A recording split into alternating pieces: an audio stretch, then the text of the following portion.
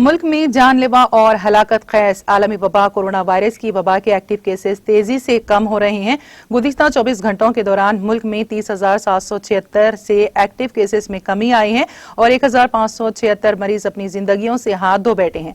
दरियासना हफ्ते के रोज 38,10,554 अफराद को कोरोना वायरस के टीके लगाए गए हैं।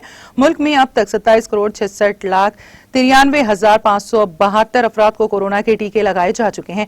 इतवार की सुबह मरकजी वजारत सेहत की जानिब से जारी करदा एदाद-ओ-शुमार के मुताबिक गुज़िश्ता 24 घंटों में 58,419 नए केसेस की रिपोर्ट के साथ ही मुल्क में कोरोना मुतासिरीन की मजमूई तादाद बढ़कर 2,98,81,965 हो गई है।